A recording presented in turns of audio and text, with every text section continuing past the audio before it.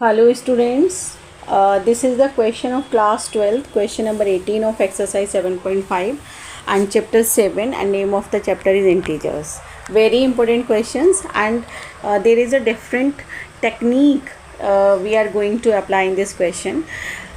जब भी आप देखो कि ऊपर में आपको एक अलजेब्रिक एक्सप्रेशन मिल रहा है न्यूमरेटर में, ऐसे ही एक अलजेब्रिक एक्सप्रेशन आपको डिनोमिनेटर में मिल रहा है. तो first of all just multiply all the brackets open करिए, मल्टीप्लाई करिए एंड उनको डिवाइड करना है. क्यों डिवाइड करना है? तो यहाँ पर मैंने एक नोट भी लिखा हुआ है, ठीक है, इसको रीड कर लेते हैं. नोट पे मैंने लिखा हुआ है कि divide when degree of numerator and denominator is equal. जब न्यूमरेटर में जो अलजेब्रिक एक्सप्रेशन है उसकी डिग्री और जो डिनोमिनेटर में एक्सप्रेशन है उसकी डिग्री इक्वल हो, और degree of numerator is greater than to denominator, या फिर न्यूमरेटर में जो एक्सप्रेशन हमारे पास है उसकी डिग्री डिनोमिनेटर में जो हमारे पास में एक्सप्रेशन है उससे ज़्यादा हो. तो उस केस में हमने क्या करना चाहिए, उसको डिवाइड करना चाहिए. ठीक है, इतनी बात समझ आ गई. आगे देखो. अब तो मैंने क्या किया है, यहाँ पर मैंने पहले इनको मल्टीप्लाई कर लिया है ब्रैकेट्स को, एंड उसके बाद देखो एक्स स्क्वायर में 2x स्क्वायर ऐड हो गया है, तो we will get here x raise to power 4 plus 3x square plus 2, and यहाँ पर ये दोनों ऐड हो गए बेटा, तो 4 प्लस 3 7x स्क्वायर प्लस का 12. ठीक है, दिस इज़ 12 1 है यहाँ पर ये. Okay, now we will divide denominator से न्यूमरेटर को हमने डिवाइड कर देना है, तो इट विल गो 1 टाइम. ठीक, तो 1 टाइम जब ये जाएगा बेटा, तो यहाँ आप साइन चेंज कर देंगे, ये आपका कट जाएगा. Then 3 minus 7 you will get minus 4x square, and 2 minus 12 you will get minus 10. अब याद करो, ये क्वोशंट है, ये रिमाइंडर है और ये डिविज़र है. तो हम इसको कुछ ऐसे भी लिख सकते थे ना, quotient plus remainder upon divisor. ठीक है, ये बात आपको 10th में बताई गई थी, quotient plus remainder upon divisor. तो we can write it like this, कि हमने क्या लिखा, 1 plus minus 4x square minus 10 upon this.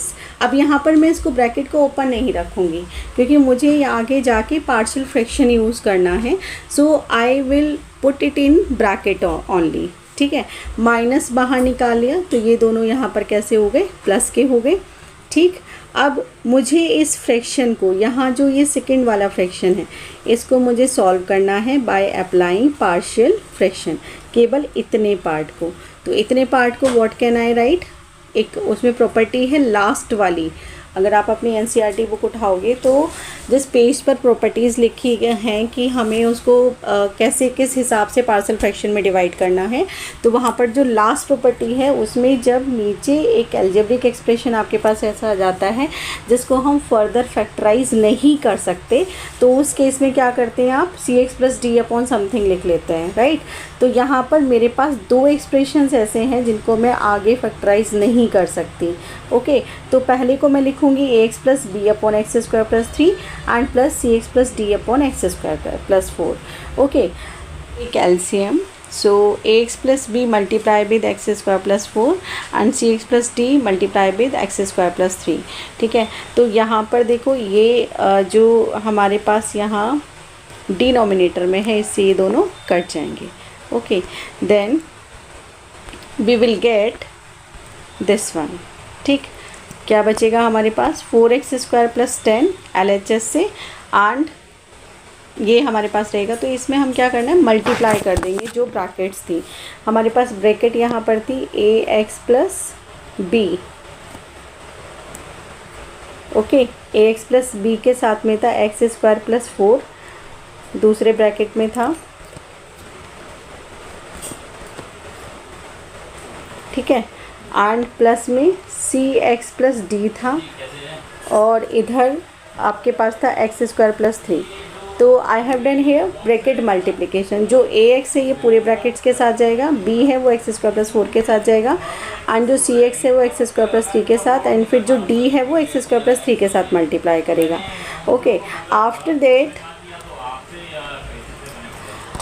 4x square plus 10 equals to, अब यहाँ पर जब आप ब्रैकेट में मल्टीप्लाई कर रहे हैं, then you will get ax cube plus 4ax plus bx square plus 4b plus cx³ plus 3cx and dx² plus 3d। Okay, now take common x³। ठीक है, तो x³ आप कॉमन करेंगे then you will get a plus c. जब आप x² common करेंगे then b plus t, and जब x common करेंगे तो 4a प्लस 3c। ठीक है, एंड जो आपकी कांस्टेंट टर्म है उनको एक साथ रख लेंगे। इसके बाद हमें एक्चुअली करना क्या है, हमें निकालनी है a b c d की वैल्यूज़ फाइंड आउट करनी है। सो कैसे निकालते हैं, इक्वेट कर लेते हैं कोएफिशिएंट को।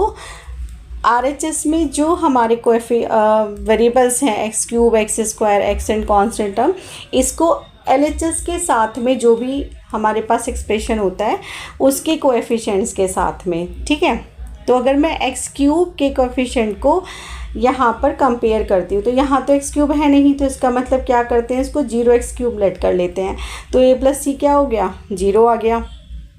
Okay, so b plus D equals to क्या बनेगा, 4 बन गया। इसी तरीके से 4a प्लस 3c, x यहाँ नहीं है, देखो x² यहाँ था इसलिए b plus D equals to क्या बना, 4 बना। x यहाँ नहीं है तो उसका कोफिशिएंट क्या होगा, 0 होगा, इसलिए 4a plus 3c equals to क्या बन गया, 0 बन गया। And in the last 4b plus 3d की अगर कंपेयर करें तो यहाँ कांस्टेंट टर्म हमारे पास कितनी है, 10 है। ओके, तो 4b प्लस 3d कितना आ गया, 10 आ गया। Okay, now next target is what, कि we need to find the value of ABCD।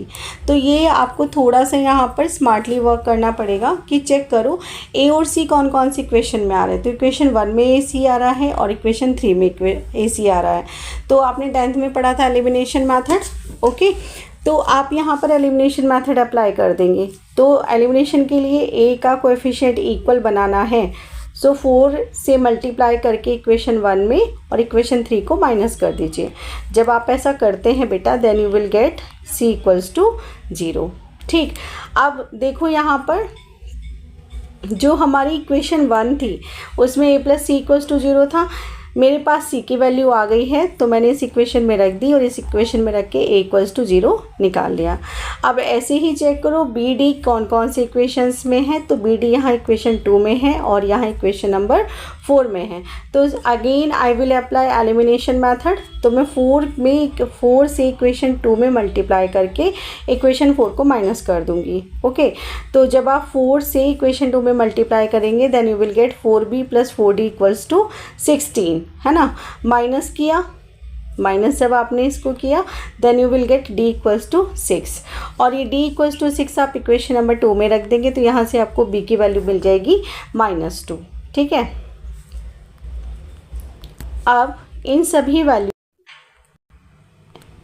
Equation a में रख देंगे, है ना, जहाँ पर हमने इसको एक तरीके से पार्शियल फ्रैक्शन में डिवाइड किया था। ठीक है, वहाँ पर रखने पर आपको एक्सप्रेशन मिल जाएगा क्या, -2 upon x² plus 3 and 6 upon x² plus 4। ये कैलकुलेशन देख लेना, यहाँ पर देखो a की जगह मैंने 0 रख दिया, b की जगह -2 रखा है, c की जगह 0, x एंड d की जगह 6। जब आप सॉल्व करेंगे तो यहाँ से -2 upon x² plus 3 and 6 upon x² plus 4 मिल गया। ओके, अब देखो जो डिवीज़न के बाद में मेरे पास इक्वेशन आई थी, डिवीज़न के बाद में कौन सी इक्वेशन आई थी, कुछ 1 माइनस समथिंग करके आई थी, दिस वन a1 मैंने इसको नाम दिया हुआ है ना, a1 नाम दिया हुआ है। इस इक्वेशन में रखने के बाद आप इंटीग्रेट करोगे। ठीक है, थोड़ा सा स्टेप मैंने मिस भी किया है यहाँ पे। ओके, तो देखो मैंने यहाँ पे इसको रख दिया, पूरा 1 मेरे पास आ गया, इंटीग्रेट कर दिया, दोनों तरफ इंटीग्रेट करने पर -2 अपॉन x² प्लस 3, ये माइनस अब अंदर यहाँ एंटर कर जाएगा तो माइनस माइनस प्लस हो गया, एंड माइनस जब इस प्लस के साथ में जाएगा तो ये इसको माइनस बनाएगा। ओके, अब यहाँ पर थोड़ा सा ध्यान देंगे, 1 का इंटीग्रेशन x होता है, 2 को मैंने कांस्टेंट है बाहर ले लिया, x², मुझे फॉर्मूला बनाना है 1 अपॉन x² प्लस a² का। ओके, तो 3 को मैं क्या लिखूंगी, √3 का स्क्वायर लिखूंगी, dx हो गया, -6 मैंने बाहर ले लिया कांस्टेंट और यहाँ पर x² प्लस 2 का स्क्वायर।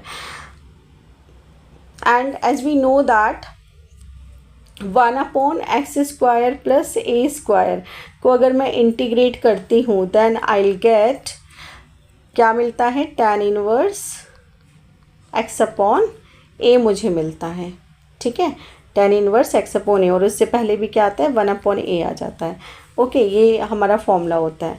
तो यहाँ पर उसी फॉर्मूले के हिसाब से आपने इसको इंटीग्रेट कर देना है। तो x plus 2 as it is बाहर, 1 अपॉन ए कौन है यहाँ पर √3, तो 1 upon √3 tan inverse x upon √3 minus 6, यहाँ पर a की वैल्यू 2 है तो 1 upon 2 tan inverse x upon 2 plus c।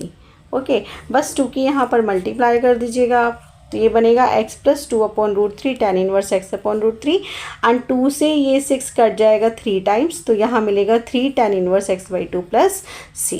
So okay student, I hope you will get the concept, बात समझ आई होगी, है ना। And if you are new to my channel then don't forget to like, comment, share with your friends and definitely subscribe my channel. Thank you so much watching for my video.